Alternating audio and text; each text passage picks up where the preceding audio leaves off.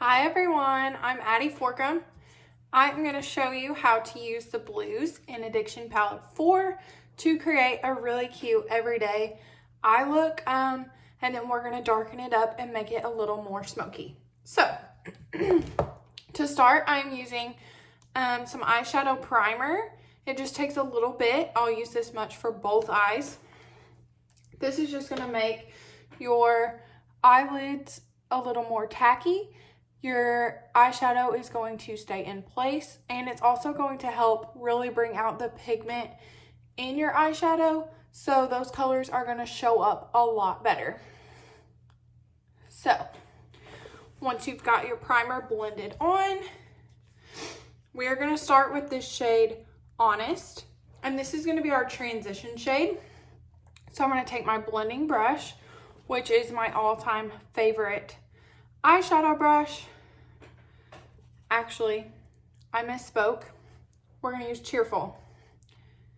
Cheerful first. And we're going to start here in the outer corner and work our way up into the crease and make a windshield wiper motion to blend that eyeshadow, because we really want it to be blended. We don't want any harsh lines. And blue eyeshadow doesn't have to be scary. So this is just a lighter blue shade. And as you can see, it's pretty simple to blend. You just make the little windshield wiper motions, and then I also do some circular motions. Go just a bit darker so that it matches the other side.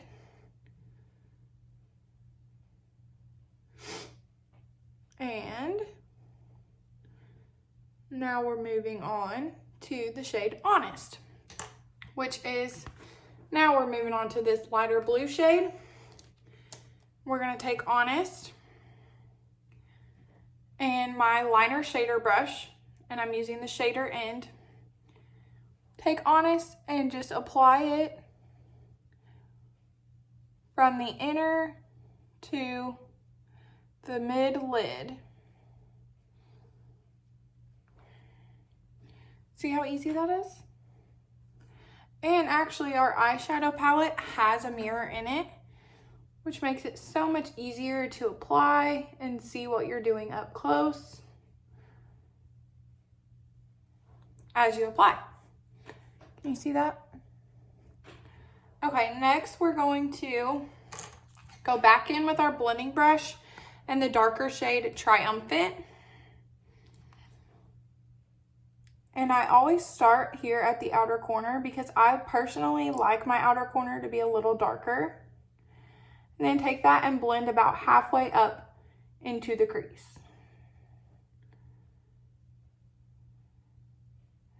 And then I'm just going to blend in little circular motions so that there's no super harsh line there. Just nicely blended eyeshadow. Same thing over here. We're just blending it in and carrying it about halfway up our brow bone crease area. We're almost finished. This is so simple, I told you. Can't get over it. For me, blue eyeshadow used to seriously scare me to death because as a kid, I had some crazy blue shades that I would rock for fun, and it was not a flattering look. But I thought I would give it a go, and now I absolutely love it. I use Palette 4 all the time. It's one of my favorites to mix it up with. Okay, so now I'm gonna take my, I dropped an eyeliner. I'm gonna take my white eyeliner, which is the Moodstruck Precision Pencil in the shade Pristine, and line my waterline. This is gonna make your eyes appear bigger and brighter, which I think we could all use sometimes. I'm gonna do the same thing over here.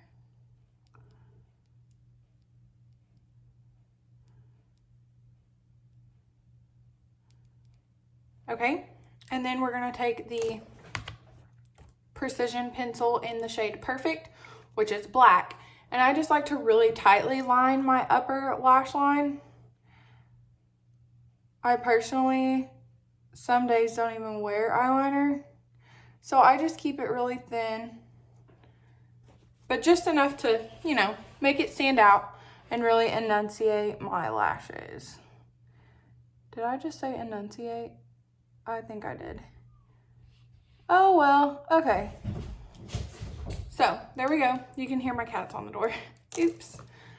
I'm just gonna kind of clean this up. Normally I would clean this up with a concealer, but I applied my foundation first. So I'm gonna take the liner end of the liner shader brush and take Triumphant, this darker shade, and line my lower lash line with that darker shade.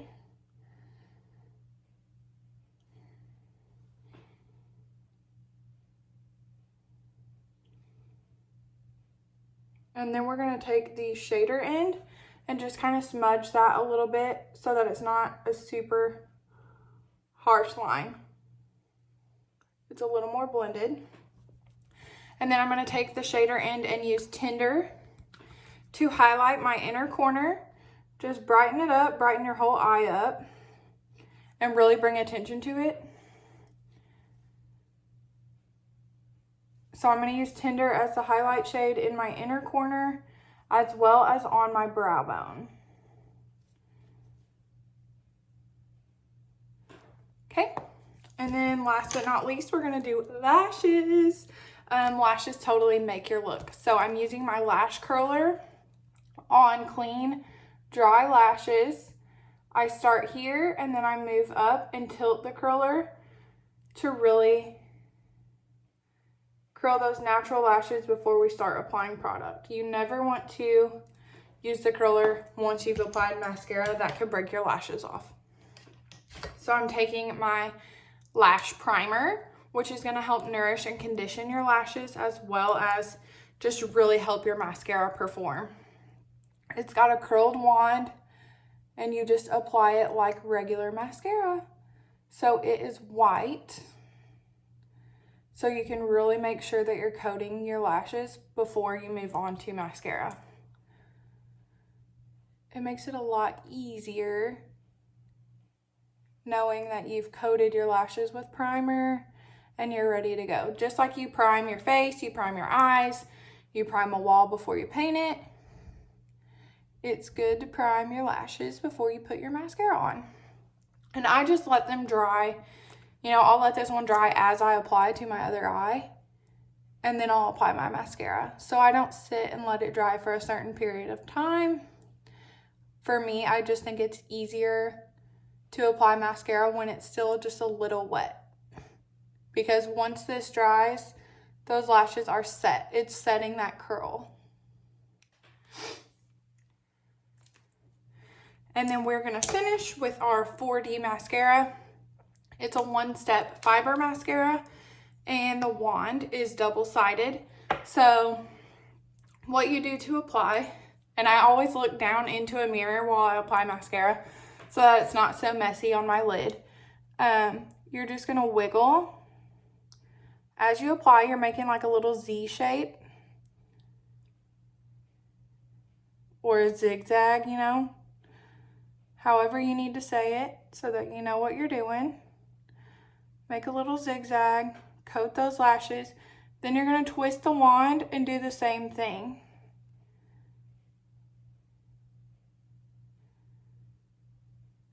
And you'll notice while I'm applying that I have not dipped it back in the tube. That's because there's so much product on the wand. Dipping it in the tube is going to give you clumpy spider lashes. A little bit goes a long way with this mascara.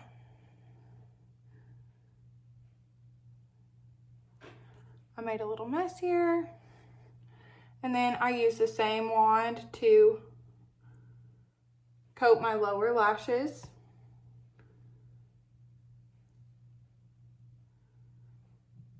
But I really just like to take my time with my mascara so that my lashes are neat and separated, but still lengthened and volumized. And I always add a little extra to this outer corner to give the butterfly effect. Okay, and then I just take my blending brush and kind of touch up where I messed up because I am human. And it happens sometimes. And then we'll just repeat on the other eye. So simple. Look at those lashes. Obsessed. Probably should have waited to do that until my mascara dried because I think there's some up by my brow, but again, nothing that the blending brush won't fix. So we're just repeating the zigzag. We did, of course, dip back in the tube for this eye.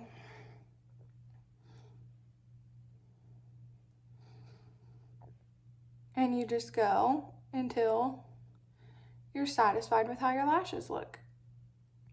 So you can always let it dry and add a second coat if you want more lash. Usually I'm satisfied and ready to roll with one coat. As long as I take my time, I'm not messy, I'm good to go. And of course you can skip the zigzag twist application. It's just gonna apply more like a regular mascara. So if you want the crazy length and volume, it's really important to do the zigzag twist and take your time. Because if you're only utilizing one side of the wand, then you're really not interlocking those Y-shaped fibers to your lashes. And that is no good. You want those fibers. Again, we're just gonna do the lower lash line.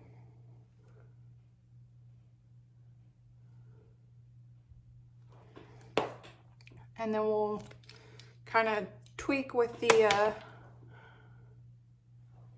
blending brush and we're good to go. There's your blue eyeshadow look. Thanks for watching, guys.